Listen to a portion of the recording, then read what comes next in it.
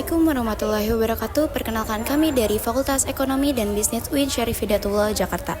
Kami sedang melakukan kegiatan riset lapangan dalam rangka mendalami dinamika ketenaga kerjaan di wilayah Jakarta Barat, khususnya menyangkut tren, tantangan, dan serta anggaran untuk program-program kebijakan yang dilakukan oleh pemerintah daerah. Berdasarkan data dari BPS Kota Jakarta Barat per Agustus tahun 2003, kami menemukan sejumlah hal-hal yang menarik.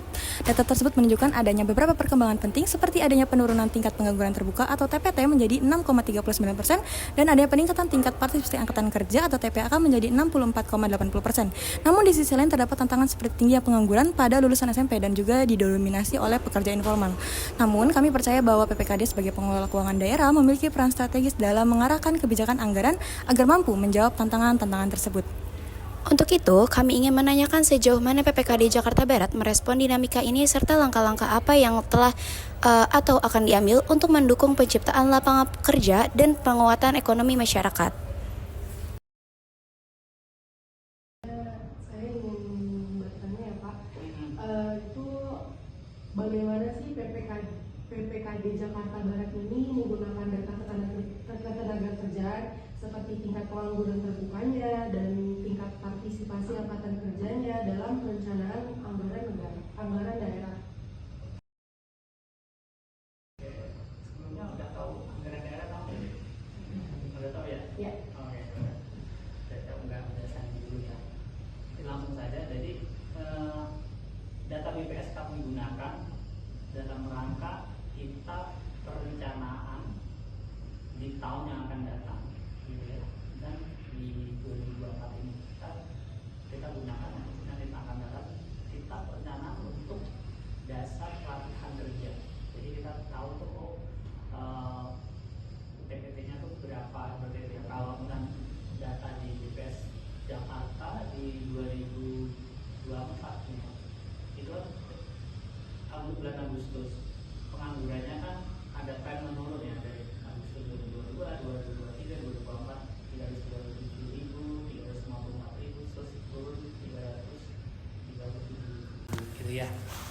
Nah, data ini kita gunakan untuk dasar kita melaksanakan pelatihan. Jadi perencanaan juga termasuk anggarannya itu juga. Seperti itu sih. Selain itu, kita perencanaan kegiatan ini juga tidak hanya berasal dari data BPS. Kita ada data yang lain juga. TNA contohnya ya. Kita tuh training need analysis, kita menanyakan atau mensurvei ke beberapa perusahaan kira-kira mereka lowongannya itu apa saja gitu ya. Jadi mereka kebutuhan pekerjanya itu apa saja. Terus kita juga menggunakan beberapa tools Google Trends dan sebagainya, kita cek kebutuhan tenaga kerja atau sektor atau bidang karir yang sedang meningkat itu apa. Nah gitu kita gunakan gitu ya. Oke, lanjut. Baik, terima kasih untuk selanjutnya ini. Saya izin bertanya, kira-kira tuh apa saja sih indikator tenaga kerja yang menjadi perhatian utama PPKD dalam menyusun proyeksi fiskal daerah Jakarta Barat? Ya, jadi indikator tenaga kerja yang menjadi perhatian utama PPKD adalah kita cek sesuai dengan hasil TNA tadi, sama dari kita cek dengan tools yang ada di luar itu yang banyak ya, contohnya Google Trend kalau kita pakainya. Jadi kebutuhan tenaga kerja yang sedang meningkat itu apa. Nah itu diharapkan kalau kami itu tidak secara detail untuk terkait fiskal ya, tapi kita untuk mengurangi angka pengangguran dari 337 itu, kita mengurangi angka pengangguran diharapkan dengan pengangguran itu berkurang, tentunya ekonomi itu semakin berkembang.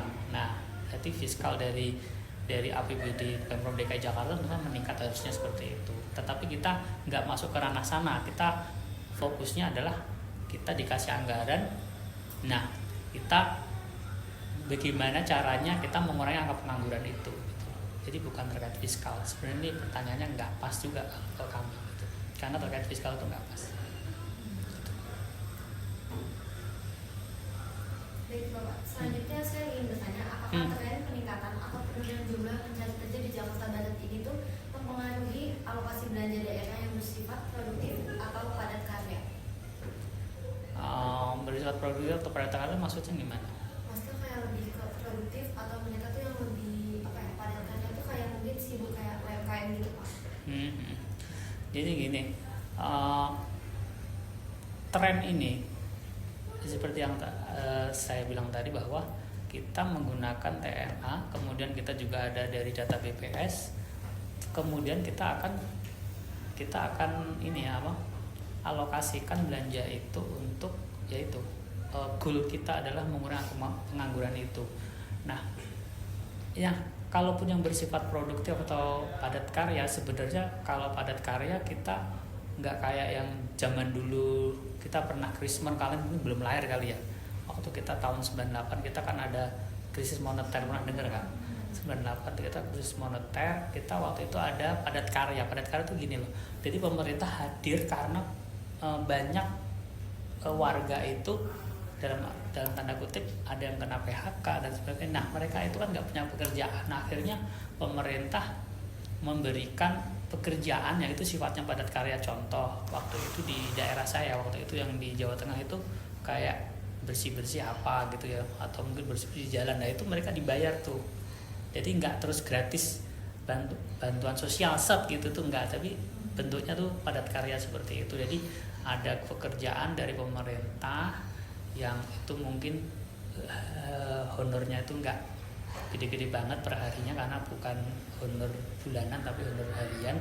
Jadi yang ikut silakan ya, seperti itu sifatnya padat karya kalau kacamata saya seperti itu ya. Nah, kalau di Jakarta ini kalau padat karya lebih sifatnya tadi yang UMKM tadi. Kita punya suku dinas yang ada di wali kota tadi. Makanya kemarin sempat saya bilang kan, ini ke PPKD atau ke suku dinas gitu kan. Nah, kalau suku dinas mereka goalnya itu meluluskan suatu atau menciptakan wirausahawan terpadu gitu. Mereka ada pelatihan juga di kami, tetapi mereka yang dilatih itu orang yang sudah pengalaman dan ingin berwirausaha. Nah, begitu mereka udah lulus, mereka harapannya berwirausaha seperti. Nah, kalau kami sebenarnya kami fokusnya adalah karena namanya aja pelatihan kerja, berarti goal kami adalah menciptakan para pencari kerja yang kompeten. Jadi diharapkan nanti mereka siap masuk ke dunia industri atau dunia usaha seperti itu. Jadi konsepnya seperti itu. Baik, selanjutnya bagaimana strategi di PKD ini dalam menyelaraskan alokasi anggaran belanja dengan program-program pelatihan dan pemberdayaan tenaga kerja yang dijalankan oleh Data BPS? Ya, jadi PPKD Jakarta Barat karena kami kan punya TNA, hasil TNA tadi, kita punya kajian. Jadi kita misalkan tahun depan kita mau kejuaraan apa saja nih, gitu. Kita tinggal ajukan ke DPRD, nanti dibahas di anggota dewan, itu dibahas di rapat dewan dengan dewan itu kita dibahas, terus nanti dikasih alokasi anggarannya sesuai atau enggak seperti itu. Jadi kita nanti mengajukan, kita menyampaikan hasil kajian, terus nanti dari anggota dewan itu membahas dan menyetujui seperti itu. Ada juga yang ditolak, tapi ada sebagian besar ibaratnya 90% sih diterima. Nah, untuk pertanyaan selanjutnya Pak, di sini untuk memastikan peran data sebagai dasar perencanaan keuangan di PPKD ini. Di sini pertanyaannya, sejauh mana sih data proyeksi tenaga kerja dari DPS sama dari Dinas Kertas itu dimanfaatkan oleh PPKD dalam menyusun rencana kerja dan anggaran daerahnya? Ya, data BPS tadi yang sebenarnya ini mirip dengan beberapa pertanyaan tadi yang di atas ya tadi ya. Jadi memang kita menggunakan data BPS tadi, selain data BPS, tetapi kami juga tidak murni data BPS saja, tapi kita tetap pakai TNA tadi yang saya bilang tadi. Jadi kita punya tools lain yang itu mempengaruhi kita mengajukan anggarannya itu apa saja, kita tuh ada. Gitu sih. Terus selanjutnya tadi kan Bapak bilang kalau bertanya soal kebijakan fiskal tuh kurang masuk sih. Tapi ada hubungannya nggak sih kayak menghubungkan distribusi dari tenaga kerja dengan kebijakan fiskal? Itu pertanyaannya, apakah PPKD Jakarta Barat itu melibatkan data sebaran tenaga kerja formal dan informal dalam perumusan kebijakan insentif kebijakan fiskal? Apa ada tadi? Hubungannya nggak? Bisa diulangin tadi? Yang informal tadi? apakah PPKD Jakarta Barat itu melibatkan data sebaran tenaga kerja formal dan informal dalam merumuskan kebijakan insentif fiskal. Iya. Jadi kita melibatkan itu ya. Jadi kalau kita ini ya tadi ya, dalam konteks ini yang nomor berapa sih? Nomor ini ya, nomor 6 ya tadi ya. Nah, jadi tenaga kerja formal dan informal dalam perumusan. Ya, jadi gini. Kemarin kita juga dibahas di level di Bapeda bahwa sekarang ini beberapa warga gitu ya, mereka kelihatannya itu mungkin ngangguran tapi sebenarnya enggak. Jadi kadang mereka itu pekerjaannya itu informal kadang tuh. Jadi nggak ketahuan, kayak mungkin digital marketer gitu. Itu kadang nggak ketahuan, mereka kadang mungkin di rumah gitu ya. Tetapi ternyata penghasilan mereka banyak. Kalau formal itu kan kayak kalian mungkin masuk ke perusahaan atau masuk ke instansi, digaji bulanan seperti itu kan. Kalau informal kan nggak mesti, nggak tentu ya gitu ya. Tetapi mereka dapat penghasilan nih. Nah, kita juga memanfaatkan itu data itu. Nah, untuk pertanyaan selanjutnya Pak, dalam konteks proyeksi tenaga kerja muda di Jakarta Barat, itu apakah terdapat rencana pembiayaan untuk mendukung program kewirausahaan pemuda? Iya, ada, tetapi nggak lewat kami. Tadi yang saya bilang tadi, lewatnya adalah suku dinas tenaga kerja transmigrasi dan energi yang ada di wali kota. Itu sama dengan satu dinas kami, tetapi sesama eselon. Jadi di eselon 3 sana juga eselon 3, tetapi beda instansi, tapi satu SKPD namanya. Kalian tahu kan ya SKPD sama UKPD, tahu kan ya bedanya? Belum. Nah, jadi kalau di pemerintah itu ya, kalau ini saya informasikan ya, di suatu pemerintah provinsi atau pemerintah daerah itu kan ada kepala daerahnya gubernur. Nah, di bawahnya kepala daerah itu kan ada dinas-dinas, betul nggak? Atau badan seperti itu ya, badan Bapeda lah atau badan apa lagi gitu ya, badan kepegawaian dan sebagainya. Terus ada dinas-dinas gitu kan.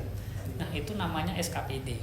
Nah, di bawah dinas itu ada UPT, contoh kami itu namanya UKPD, termasuk yang ada di wali kota tadi itu UKPD juga. Nah, bedanya kita dengan daerah lain, wali kota itu mereka dipilih politik. Di Jakarta tuh enggak. Makanya beberapa orang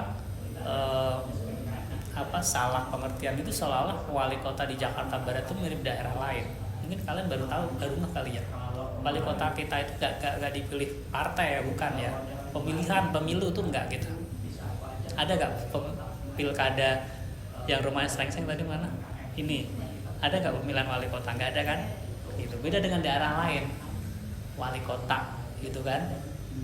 Ada pilwakot gitu ya. Di bawahnya wali kota nanti ada dinas gitu kan. Kalau di daerah lain, kalau di kami enggak. Di bawahnya wali kota enggak ada dinas. Adanya suku dinas. Nah, suku dinas itu enggak nempel di wali kota, tapi nempel di dinas yang terpusat yang di provinsi tadi. Makanya itu kita harus hati-hati pengertian Pemprov Jakarta dengan daerah lain itu harus hati-hati.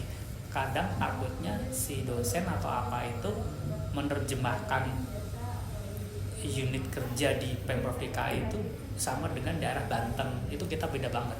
Itu Banten kan ada provinsi Banten, ada gubernur Banten, terus ada wali kota Tangsel, wali kota Tangerang, terus mungkin bupati Tangerang gitu ya, Kabupaten Tangerang kan ada juga seperti itu. Kita beda banget seperti itu. Nah, tadi yang kembali lagi, apakah ada untuk kewirausahaan tadi ya, alokasi anggaran untuk kewirausahaan kita ada. Bahkan nempelnya nggak cuma di suku dinas tenaga kerja transmigrasi dan energi, tetapi ke suku dinas yang lain. Yang Google Trend, pakai Google Trend ya kalian? Nggak pernah ya? Kalian kalau nanti mau lulus, cek di Google Trend kira-kira tren pekerjaan yang sedang meningkat itu apa? Itu cek aja kalian, ketahuan tuh tren dari tahun 2022 sampai 2025, tren pekerjaan yang sedang meningkat itu apa, kan ketahuan di situ. Gitu. Jadi kalian nggak keluar lulus itu itu nggak nganggur gitu ya. Jadi ya kalau bisa kerja seperti itu. Jadi salah satu toolsnya itu ya Google Trend atau mungkin beberapa lihat di Job Connect dan sebagainya itu, nanti kita cek di situ, nanti kita ketahuan.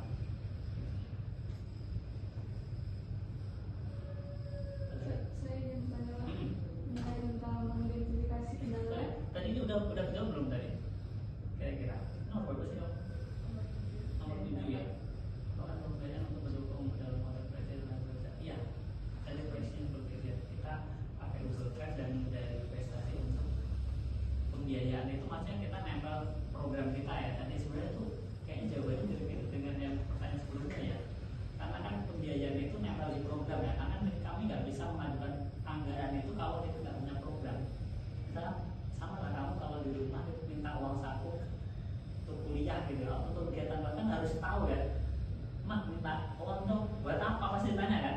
Sama kita juga, Pak anggota dewan minta uang dong, buat apa? Ditanya tuh, oh ini untuk program pelatihan ini loh gitu. Kayak contoh nih, kita sama lah kamu kalau di rumah itu minta uang saku untuk kuliah gitu, atau untuk kegiatan bahkan harus tahu ya, Mak minta uang dong, buat apa pasti ditanya kan. Sama kita juga, Pak anggota dewan minta uang dong, buat apa? Ditanya tuh, oh ini untuk program pelatihan ini loh gitu. Kayak contoh nih, kita tahun 2024 sama 2025 kita pernah dengar data analis ya, data analis biasanya di startup gitu ya. Nah kita juga ada pelatihan data itu pun kita sampaikan ke anggota dewan, Pak ini kita ada pelatihan kekinian gitu ya. Dan itu pelatihan kekinian dan kita ada data analis, terus kata anggota dewannya, oh ya sudah kayak gitu. Jadi kita setuju. Nah itu nempel pembiayaannya tuh kayak gitu. Jadi harus jelas. Program yang mau Bapak adakan itu ditentukan dengan Google Trend juga ya. Jadi Salah satu faktor aku menentukan itu ada Google Trend-nya juga. Google Trend tadi aku cek kan, waktu itu UX designer pernah pada itu ya UX ya. Jarang ya. Kalau jarang harus pernah dengar ya. Iya. Saya kita cek di situ. Oh ternyata 5 besar pekerjaan IT yang sedang digandrungi. Terus kita ajukan itu. Nah anggota dewan begitu ngajuin ada alasannya kan, kita programnya ini loh Pak, pembiayaannya oke. Nah itu nyambung pembiayaan kayak gitu. Jadi kan terus aku minta uang dong, ya nih uang enggak. Kamu juga kayak gitu pasti ke orang tua kan. Wah aku ini minta uang dong, buat apa? Beli laptop oke. Terus beli buku oke gitu kan. Buat minta uang dong. Nah, buat apa? Nggak tahu. Kamu kan kayak gitu ya. Oke lanjut. Saya ingin bertanya mengenai tentang identifikasi kendala dalam proyeksi yang menengah. Untuk pertanyaannya, apakah ada tantangan dalam menggunakan data ketenaga kerjaan sebagai dasar dalam perhitungan anggaran jangka menengah? Jika ada itu, bagaimana sih solusinya? Ini pertanyaan ini ya, formil banget ya. Jadi gini loh, kadang kita ditanya kendala, tapi suruh nyebutin juga solusinya. Kalau kita nyebutin solusinya, mah nggak perlu ditanya gitu ya loh. Tapi ini aku nggak menyalahkan. Ini beberapa pertanyaan juga sama dengan di balai kota yang monitoring kami itu nanya tuh apa kendalanya, terus apa solusinya. Oh dalam arti ya kalau ada kendala ada diskusinya mah ngapain aku diskusi sama kalian ya. Aku udah bisa solusi gitu loh. Aku pengennya tuh aku ada kendala, you ikut membantu solusinya nih gitu loh. Jangan aku ada kendala terus kamu solusinya apa? Ya kalau kayak gitu aku bisa sendiri dong, nggak perlu nanya kamu gitu. Tapi ini nggak ada salahnya gitu.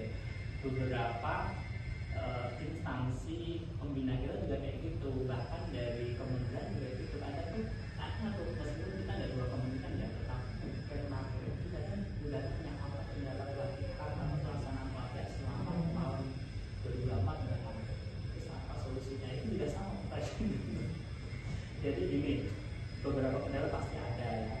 Kendalanya adalah di Jakarta ini e-budgetingnya itu, e-budgeting permainan itu kita e-budgeting itu tidak se-fleksibel kementerian. Jadi kita memang benar harus presisi mulai dari awal tahun ini tahun 2026 kan. Ini kita sudah mengalokasikan anggaran untuk tahun 2026 nih. Bahkan 2025 belum selesai benar. Ini udah mengajukan kemarin. Jadi padahal kita kadang kan pengen menunggu sampai akhir tahun untuk kita ubah, meskipun masih ada waktu sih kita ubah seperti itu. Jadi beberapa kendala itu. Jadi kendalanya satu tadi itu topik budgeting, terus yang kedua faktor ini apa kondisi geopolitik juga yang mempengaruhi perekonomian Indonesia gitu ya. Terus kemudian geopolitik ini kadang kalau ada perang-perang juga ternyata mempengaruhi income gitu ya.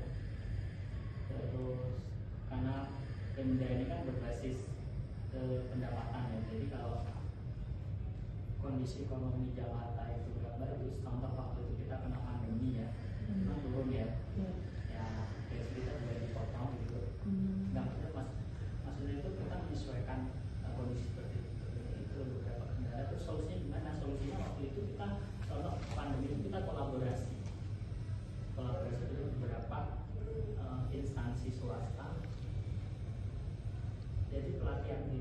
kita nggak, kalau bilang pelatihannya lama ya, 45 hari. Kita pelatihannya tuh kemarin kita kolaborasi dengan swasta itu kita mungkin seminggu 2 minggu gitu. Tapi yang membiayain swasta. Jadi beberapa swasta yang tidak kena efek pandemi mereka mau ngasih pembiayaan ke kita seperti itu. Itu juga membantu. Karena kan waktu itu benar-benar anggaran untuk pelatihan kan kita di hold, benar-benar nggak ada gitu ya. Terus kita bergabung dengan swasta. Sebenarnya kalaupun kita nggak mengadakan sih, kita mungkin makan gaji kita gitu ya. Oh iya. Direkam ya. Maksudnya kita kayak nggak kerja gitu ya. Tapi kita nggak mau kayak gitulah. Kita mau kita kerjasama dengan swasta, terus kita kerjasama dengan Basnas. Jadi kita ada pelatihan meskipun ada pandemi. Kira-kira jauh. Ya. Untuk pertanyaan selanjutnya nih Pak, apakah dari PPKD sendiri itu memiliki mekanisme monitoring dan evaluasi terhadap dampak belanja daerah terhadap pertumbuhan dan penyerapan tenaga kerja di Jakarta Barat? Iya, jadi gini, sebenarnya penyerapan tenaga kerja itu tadi begitu kita menyampaikan program kan belanja daerahnya berarti disesuaikan dong ya, gitu ya. Kita misal programnya 15, harusnya dikasih anggaran juga 15 gitu ya. Kalau kita program cuma 10 ya kita 10. Nah, apakah mempengaruhi dengan tadi apa tadi penyerapan tenaga kerja? Tentunya mempengaruhi karena kalau kami programnya itu sesuai dengan tren saat ini, misalnya apa yang sedang digandrungi oleh perusahaan atau sedang demand atau permintaan pekerjaan ini, tentunya kan penyerapannya lebih baik.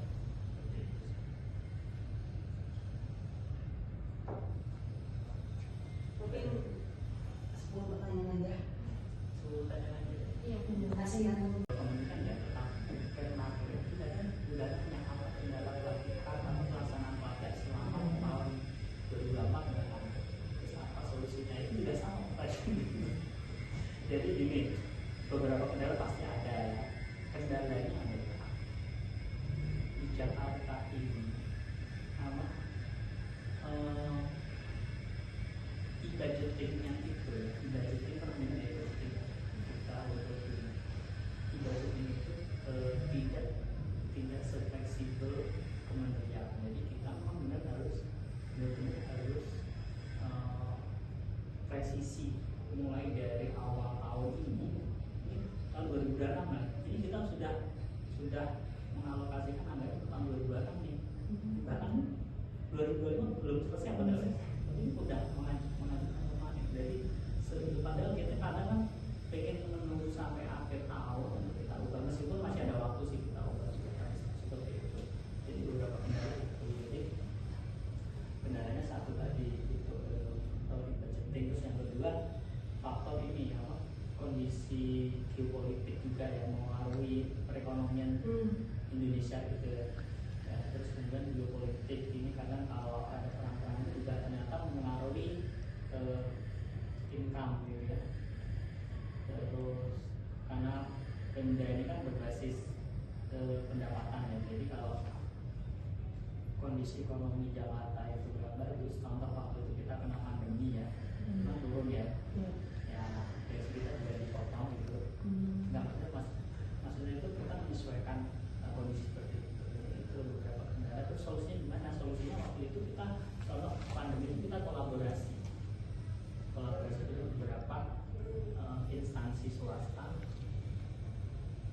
Jadi pelatihan itu kita nggak, kalau bilang pelatihannya lama ya, 45 hari. Kita pelatihannya itu kemarin kita kolaborasi dengan swasta itu kita mungkin seminggu 2 minggu gitu. Tapi yang membiayain swasta. Jadi beberapa swasta yang tidak kena efek pandemi mereka mau ngasih pembiayaan ke kita seperti itu. Itu juga membantu.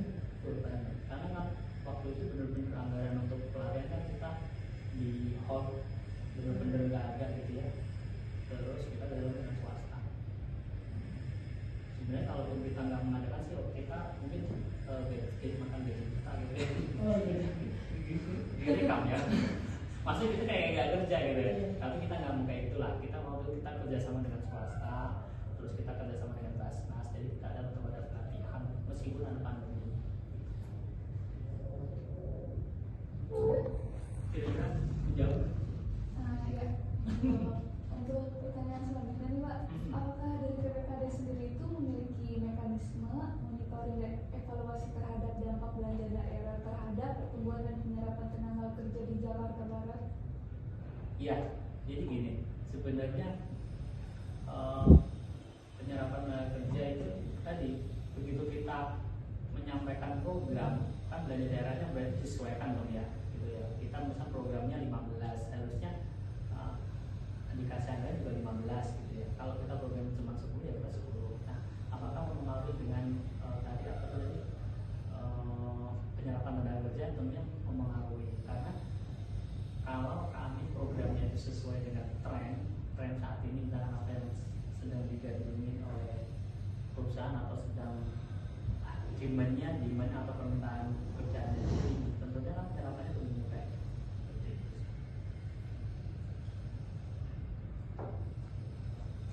Mungkin 10 pertanyaan aja. Iya. Terima kasih ya.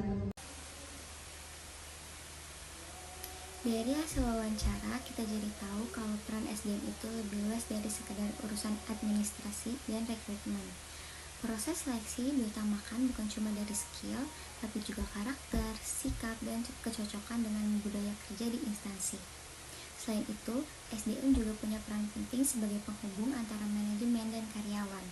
Komunikasi dua arah jadi hal utama agar aspirasi karyawan bisa tersampaikan dengan baik dan organisasi tetap berjalan lancar.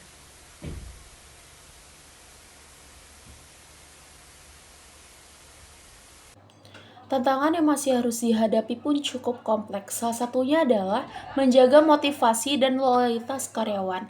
Karena itu, evaluasi rutin, pelatihan, dan pengembangan karyawan harus dilakukan secara berkelanjutan. Kesimpulannya, pengelolaan sumber daya manusia yang baik tidak hanya untuk mendukung operasional organisasinya saja, tetapi untuk menciptakan lingkungan kerja yang baik, adil, dan produktif. Demikian kesimpulan yang bisa kami sampaikan dari hasil wawancara yang telah kami lakukan. Semoga informasi yang disampaikan bisa memberi wawasan bagi kita semua. Terima kasih atas perhatiannya dan sampai jumpa di pertemuan berikutnya.